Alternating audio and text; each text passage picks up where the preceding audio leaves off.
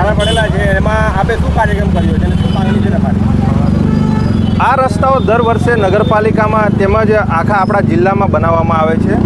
આપણે રાજપીપળાથી લઈને જે સ્ટેચ્યુ ઓફ યુનિટીને જોડતો રસ્તો છે એ રસ્તો પણ ખૂબ ખરાબ છે.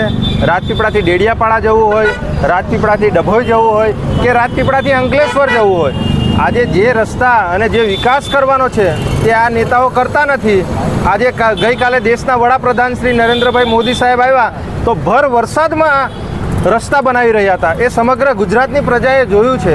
તો અમારે કહેવું છે કે જે આ એવા તો કયા કોન્ટ્રાક્ટરો દ્વારા આવા રસ્તા બનાવવામાં આવે છે કે દર વર્ષે આ રસ્તાઓ તૂટી જાય છે, બરાબર. અને સાથે સાથે આ તમે અમારી આજુબાજુમાં જોશો, અમે અહીંયા ગાડી ફૂલહાર કર્યું છે. એ જે ફૂલહાર કરી અમે બધાએ ચાંદલો કર્યો છે, શ્રીફળ વધેર્યું છે કે જેથી કરીને અહીંયા ગાડી 30-30 વર્ષથી જે શાસન કરે છે, જે અહીંયા સત્તાધીશો ભારતીય જનતા પાર્ટીના, એમને ભગવાન સદબુદ્ધિ આપે.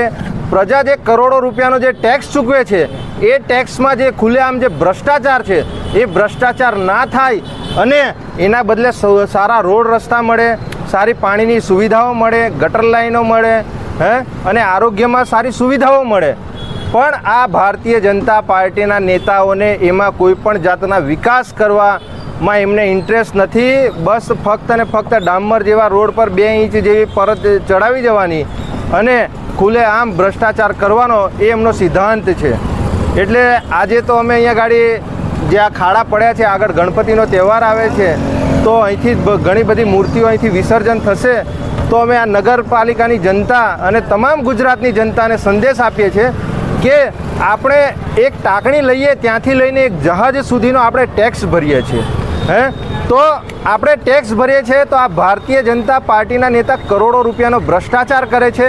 અમે જેવી રીતે અવાજ ઉઠાવીએ છીએ એવી રીતે તમામ જિલ્લાને અને તમામ ગુજરાતની પ્રજાને અમે કહેવા માંગીએ છીએ કે તમે પણ તમારા વિસ્તારમાં જે આ ખુલ્લેઆમ ભ્રષ્ટાચાર ભારતીય જનતા પાર્ટીના જે નેતાઓ કરી રહ્યા છે એ બાબતે તમે પણ અવાજ ઉઠાવો.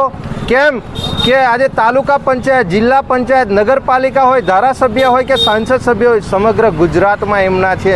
તેમ છતાં પણ